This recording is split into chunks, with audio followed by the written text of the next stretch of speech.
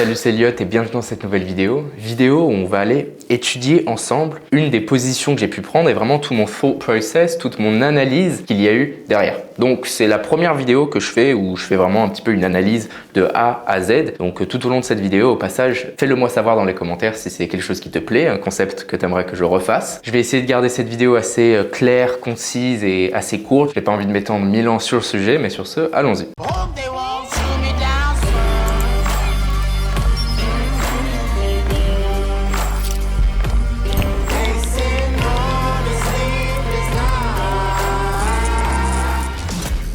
Alors sans plus attendre, allons voir ces recherches et allons voir surtout cette position que j'ai pu prendre de cette recherche. Je recontextualise, on est le 12 juillet. Et comme tu peux voir ici, le 12 juillet, 7h30 du matin, heure de Panama, on a le CPI qui sort. Donc le CPI, Consumer Price Index, donc ce sont les chiffres de l'inflation. Les chiffres de l'inflation nous donnent une donnée, c'est pas ce qui va avoir un impact direct sur les marchés financiers, non, mais nous donne une donnée et il y a plusieurs participants au marché qui regardent cette donnée très attentivement. Il y a évidemment les investisseurs et les traders, mais il y a aussi les décideurs de politique monétaire. Donc là, en l'occurrence, c'est les chiffres de l'inflation aux États-Unis qui sortent. Donc évidemment, les décideurs de politique monétaire qui vont regarder ces chiffres d'inflation de très près, ce sont évidemment les décideurs politiques de la Federal Reserve. Alors pourquoi est-ce que le CPI les intéresse tant que ça? C'est parce que évidemment, ils vont se baser sur ce genre de data, pas uniquement le CPI, mais le CPI en fait partie. Ils vont se baser sur ces data pour pouvoir faire des décisions de changement de politique monétaire. Donc est-ce qu'ils vont rehausser les taux? Est-ce qu'ils vont les garder tels quels? Est-ce qu'ils vont les cut? Et donc évidemment, le fait qu'eux-mêmes regardent ce CPI de très près,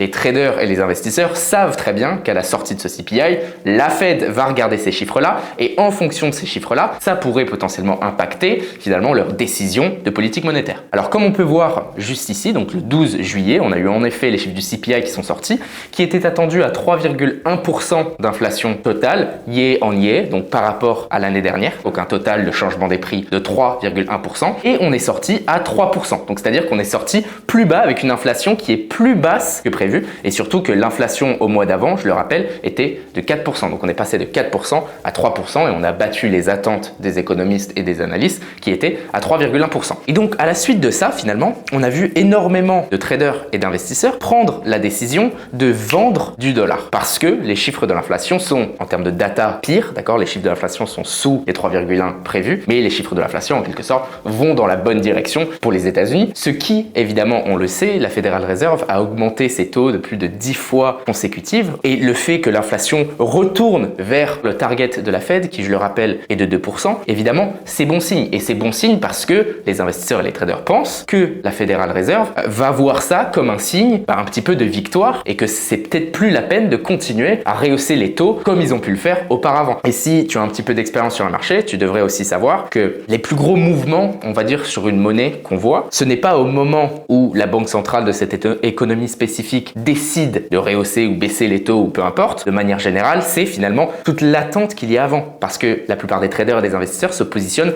en amont et c'est pour ça d'ailleurs qu'on a la citation qui est buy the rumor and sell the fact. Tout simplement parce que il y a une certaine rumeur qui court, donc tout le monde achète cette rumeur et le moment où l'annonce est faite et que cette rumeur est en effet confirmée, finalement beaucoup de personnes juste vont sortir leur profit parce qu'ils ont acheté avant, ils ont pu profiter justement de toute cette hausse qu'il y a eu avant cette annonce. Donc ça en gros c'était le contexte macroéconomique le 12 juillet 2023 et à la suite de ça, donc comme expliqué, énormément de traders et d'investisseurs ont commencé à vendre le dollar, mais pas un petit peu, vraiment massivement. Donc là juste ici on voit le DXY qui est donc l'indice du dollar américain et qu'est-ce qu'on peut voir? Donc premièrement là on est en daily, donc chaque bougie représente un jour et tu peux voir que ce jour-là, donc le 12, on a eu une grosse bougie baissière et même avant ça, d'accord, on avait vraiment une grosse impulsion, une énorme vente du dollar qui en pourcentage représente vraiment quelque chose de significatif et on venait aussi de break justement ce support qui avait été tenu littéralement toute cette année 2023. Donc ce qu'on peut voir ici, c'est que ce mouvement très agressif à la baisse du dollar est évidemment causé par un volume de vente très important et ce que j'ai fait juste ici, tu peux voir que j'ai comparé l'indice du dollar au US 10-year yield, d'accord? Donc tout simplement le rendement des obligations américaines, donc de la dette américaine sur 10 10 ans. Et les US 10-year yields ont tendance à être corrélés vraiment grandement à l'indice du dollar. D'ailleurs, on peut le voir ici, quand ça monte, ça monte, quand ça descend, ça descend, quand ça monte, ça monte, quand ça descend, ça descend,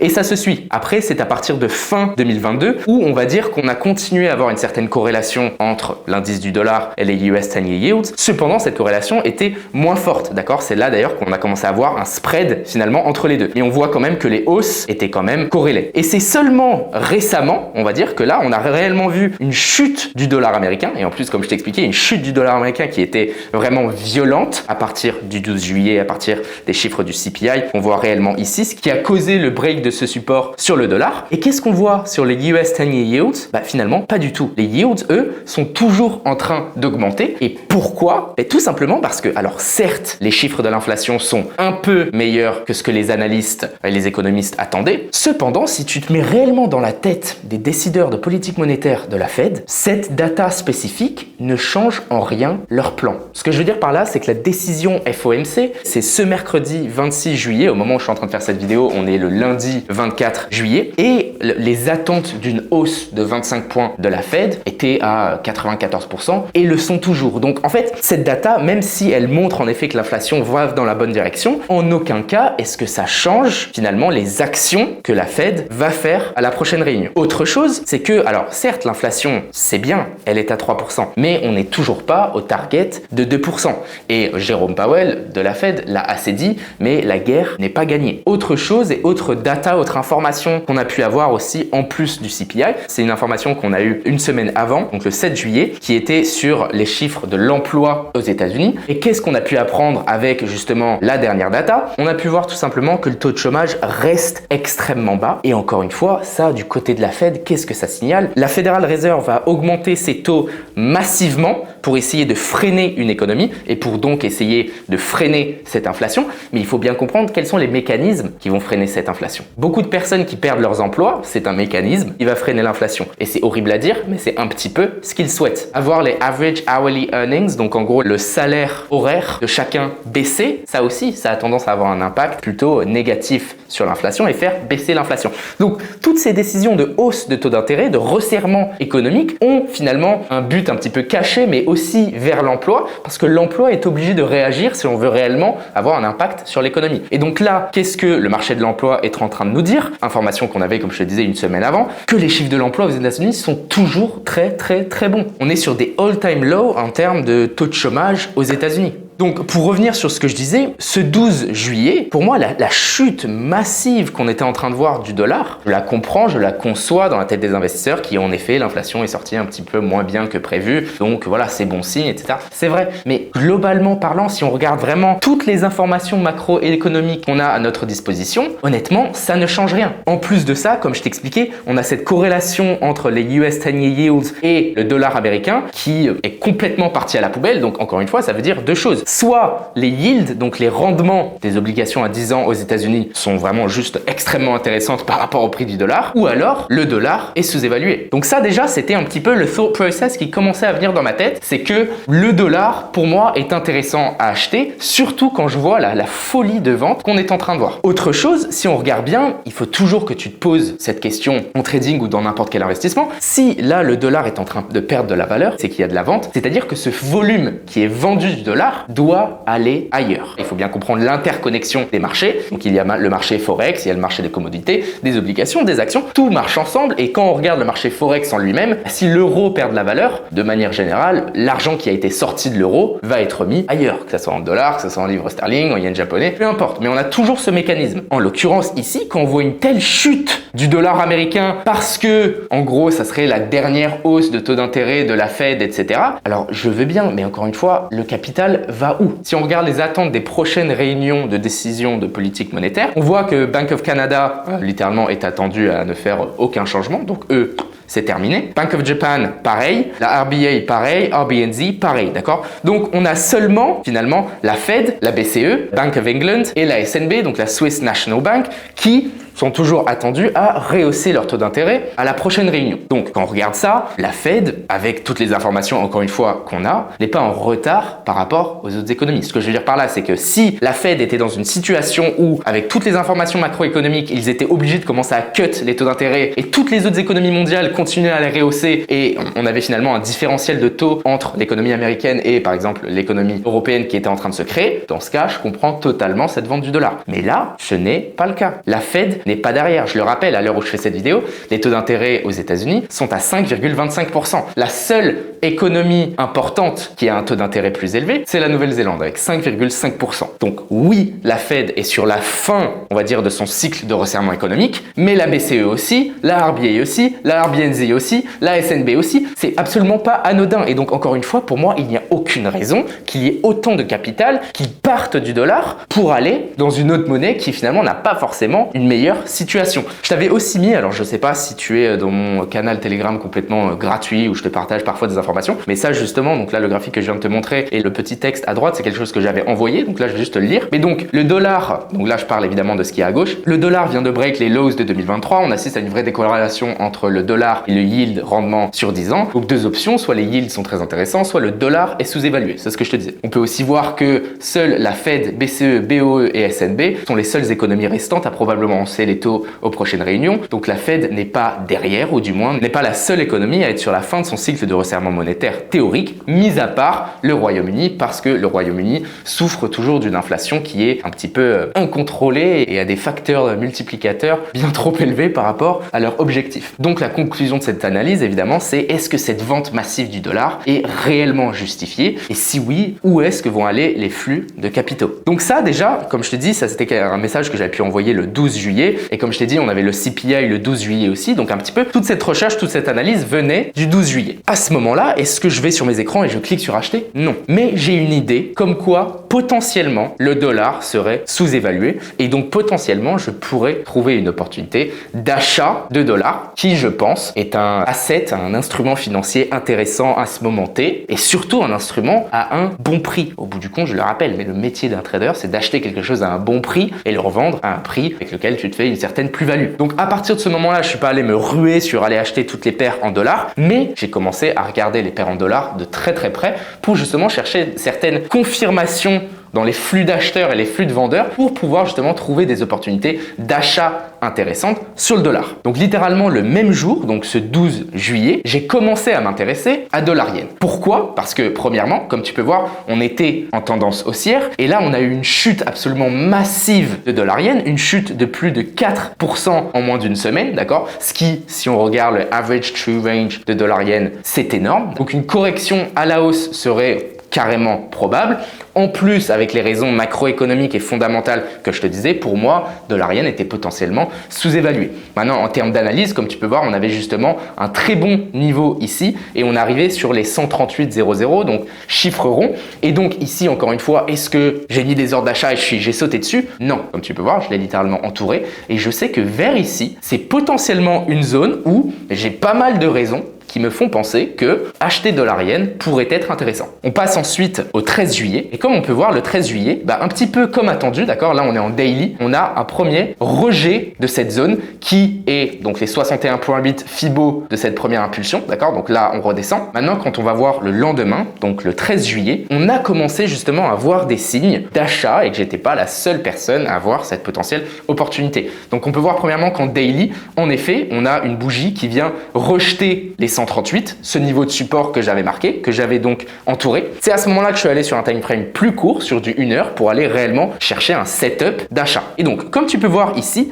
ce qui m'intéressait, donc déjà, c'était évidemment, on était sur ces niveaux intéressants, j'avais toutes les raisons macroéconomiques dont je t'ai déjà parlé. Et ici, on commençait à montrer, d'accord, une certaine divergence. Comme tu peux voir ici, les lows sont de plus en plus low, d'accord, les bas sont de plus en plus bas. Et sur le RSI, qui est donc un indicateur de force, un indicateur de momentum, là, le RSI nous montre plutôt qu'il y a une augmentation, une accumulation justement des ordres d'achat et donc justement une divergence qui s'est créée. Donc là, ce que je cherchais tout simplement, c'était un break de ce niveau qui est en fait le dernier niveau où on a réellement eu du volume à la vente. On a eu du volume à la vente ici, du volume à la vente ici, du volume à la vente ici et finalement c'était le dernier niveau, d'accord? Donc pour moi, si on revient sur ces prix-là et que les vendeurs qui ont vendu à cette époque, donc en gros la veille ou il y a quelques heures avant, ne reviennent pas et donc le prix est capable de break à la hausse, ça pour moi moi, c'est encore une fois une confirmation d'achat, une confirmation que je suis pas le seul mec à regarder des potentiels achats dollariennes. Et donc, ce à quoi je m'attendais, c'était que, en effet, si on vient break ces niveaux-là, j'attendrais finalement que le prix vienne corriger probablement sur les 50% Fibonacci pour me permettre d'avoir une meilleure entrée, encore un meilleur prix d'achat pour me positionner avant une continuation haussière. Donc, encore une fois, c'était littéralement mon plan. Ça, c'était le 13 juillet. Maintenant, fast forward au moment où j'ai pu être exécuté, parce qu'entre-temps, il y a eu un week-end. C'était donc le 17 juillet. Comme tu peux voir, premièrement, en daily, on a eu une très belle clôture de bougie journalière qui est venue englober la précédente. Donc, dans ce cas, le candlestick pattern, qui est donc bullish engulfing, on va dire, n'est pas, encore une fois, la raison du trade, mais vient de nouveau confirmer notre idée. Et qu'est-ce qu'on a pu voir? Finalement, exactement ce à quoi je m'attendais, c'est-à-dire que le prix, tu vois, est venu casser juste ici les plus hauts. Donc là, j'ai eu ma confirmation. On est revenu sur les 50% Fibo où j'ai pu avoir mon exécution avec un buy limit. Je t'invite d'ailleurs à aller checker cette vidéo. Je sais pas où elle apparaît par rapport au type d'ordre en trading. Mais donc voilà, à partir de ce moment-là, j'étais dans la position que je voulais, la position que je surveille depuis littéralement 5 jours. Je te rappelle que le début de cette idée est venu le 12 juillet et c'est seulement le 17 juillet que j'ai pu enfin finalement exécuter mes positions. Donc là, en gros, tu as vraiment vu tout le back-end avant de prendre la position. Après, bon, je vais juste t'update un petit peu sur ce qui s'est passé par la suite. Et donc, comme tu peux voir, le prix s'est développé de la bonne manière, d'accord? Et à partir de ce moment-là, donc le moment où encore une fois j'ai pris ce screen, tu peux voir que je l'ai mis littéralement juste ici, mais j'ai sorti 33% de mes profits. Alors pourquoi? Donc premièrement parce que faut bien comprendre que j'étais vraiment contrariant sur ce trade. Le trade logique, c'était vente dollar. On était en tendance baissière dollar, hein, tu vois littéralement le mouvement. Tout le monde était en train de vendre du dollar, donc moi je suis en achat. Et là, le prix était en train de former vraiment une correction plus ou moins normale pour continuer à la baisse. Donc on va dire que j'ai voulu sécuriser quelques profits et sortir 33% de ma position ici sur finalement le haut de ce channel que tu peux voir juste ici. Donc ça, c'est littéralement de la gestion de trade et aussi par rapport à mes performances du mois de juillet. Bref, c'est la décision que j'ai décidé de faire le 19 juillet. Puis le 21 juillet, donc comme tu peux voir, à la suite de ma prise de profit, j'ai pas été le seul. C'est d'ailleurs pourquoi on a vu une certaine baisse, une certaine correction. J'aurais bien aimé que le prix corrige un petit peu plus pour pouvoir rajouter le volume que j'avais enlevé. Ça, à la base, c'était le plan. Mais le prix n'a pas autant corrigé que ce que je pensais et a continué à partir à la hausse. Donc écoute, très bien parce que j'avais toujours 66% de mes positions qui étaient en cours. Et puis au moment de ce screenshot, encore une fois, donc le 21 juillet, on a eu une belle impulsion de dollar-yen. Donc encore une fois, ce qui était attendu depuis le début. Hein. C'est littéralement toute la recherche, toute l'analyse qu'on a fait pour venir à ce moment-là et qu'on est en train de voir se développer sous nos yeux. Donc à ce moment-là, le 21 juillet, après cette nouvelle impulsion haussière sur dollar-yen qui encore une fois était plutôt volatile. Hein. Là, on se rend compte maintenant qu'on n'est plus du tout dans une forme de correction pour une continuation à la baisse, mais plutôt réellement une bonne impulsion haussière, ce à quoi on s'attendait. Là, de nouveau, j'ai préféré retirer 33% de mes profits, tout simplement parce que le 21 juillet, c'était un vendredi. Donc, on arrive sur la fin de la semaine qui suit, donc la semaine où je suis en train de te tourner cette vidéo, c'est la semaine où on a la décision FOMC. Donc, personnellement, on arrive aussi sur la fin du mois. J'ai envie de retirer des profits et avoir finalement moins de volatilité et moins de risques finalement sur la table. Donc, voilà, on en est un petit peu là. Et puis, si on va voir aujourd'hui, donc tu peux voir que j'ai toujours 33% de mes positions qui sont en cours. Et pour le moment, on est en train de faire une correction. Et je pense que si on voit une prochaine impulsion, encore une fois, je vais chercher à clôturer de nouveau le dernier tiers de mes positions parce que idéalement, j'aimerais bien sortir avant mercredi, avant la volatilité du FOMC qu'on va potentiellement voir. Tout simplement parce que j'ai pas de boule magique et j'en sais rien ce qui va se passer. Je trade seulement quand j'ai des opportunités très claires, un risk to reward intéressant, les datas macroéconomiques qui sont dans ma faveur, j'ai une bonne compréhension de ce que les autres participants du marché font et je suis donc capable de prendre une décision informée, je suis capable d'avoir une bonne exécution, je suis capable d'avoir un bon trade management. En tout cas, j'espère sincèrement que cette vidéo, elle t'ouvre un petit peu les yeux sur le fait que avoir par exemple de l'analyse technique, savoir ce que c'est un support, une résistance, un candlestick pattern, etc. C'est bien, ce sont des informations, simplement, ce sont des informations qui sont bonnes à avoir, mais ça seul, ce n'est pas ce qui va te permettre de devenir un trader rentable et un trader régulier sur du long terme. Encore une fois, c'est une pièce du puzzle. Donc, quand tu apprends le trading, évidemment que tu vas regarder toutes les pièces et voir lesquelles, les machins. Mais après, il faut créer le puzzle. Et trop de personnes sont à ce stade où, en fait, ce ne sont pas des traders. Ce sont des personnes avec beaucoup d'informations diverses et variées dans le monde du trading. C'est tout. Mais ce ne sont pas des traders. Ils ne sont pas capables d'avoir de réelles idées de positionnement spéculatif sur n'importe quelle paire et pour des des raisons fondées, quoi. Encore une fois, pas juste parce qu'il y a une ligne de support à ce prix-là. Donc bref, j'espère en tout cas sincèrement que cette vidéo t'a plu. Fais-le moi savoir dans les commentaires si ce style de vidéo te plaît, parce que comme je te dis, c'est la première fois que je fais une vidéo où je t'analyse un petit peu tout de A à Z. C'était Elliot, je te souhaite une excellente fin de soirée. Ciao, ciao.